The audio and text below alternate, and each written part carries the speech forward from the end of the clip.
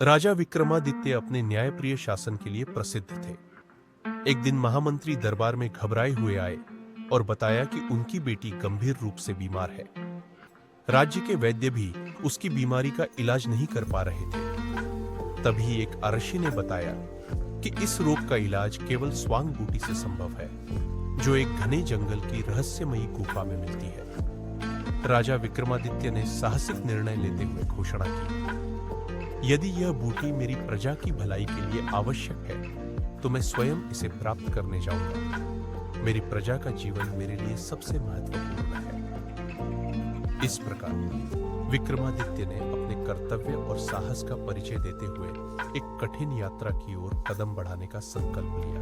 राजा विक्रमादित्य अपनी प्रजा के लिए एक घने और खतरनाक जंगल में प्रवेश करते हैं। उनका उद्देश्य था दुर्लभ स्वांग बूटी को प्राप्त करना, जो महामंत्री की बीमार बेटी के जीवन को बचा सकती थी। जंगल जितना गहरा होता गया, खतरों का सामना उतना ही बढ़ता गया। विक्रमादित्य और उनकी सेना ने हर कदम पर चुनौतियों का सामना किया। अपनी सेना को सुरक्षित लौटने का आदेश देकर विक्रम ने अकेले ही अपनी यात्रा जारी रखने का फैसला किया। यह एक राजा का अपने कर्तव्य और साहस का प्रमाण था। अकेले, बिना किसी डर के विक्रम ने हर चुनौती का सामना किया। उनका संकल्प अटूट था और उनका हृदय प्रजा के कल्याण के लिए समर्पित। आखिरकार विक्रम को वह रहस्यमयी गुफा दिखाई देती है, लेकिन क्या वह स्वांग बूटी हासिल कर पाएंगे? क्या वे अपनी प्रजा का विश्वास बनाए रखेंगे?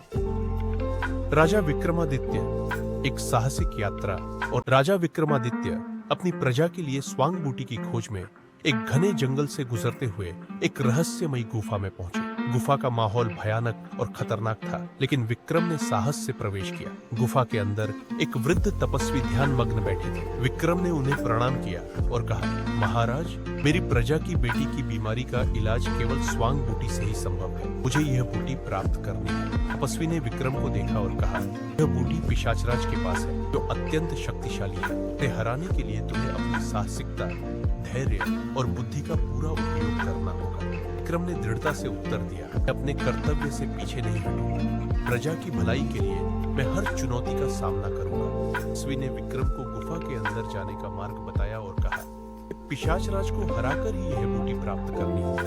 हमारी वीरता और नेतृत्व की परीक्षा है। हमने साहसिक कदम बढ़ाया। यात्रा अब एक कठिन और खतरनाक संघर्ष की ओर बढ़ रही थी।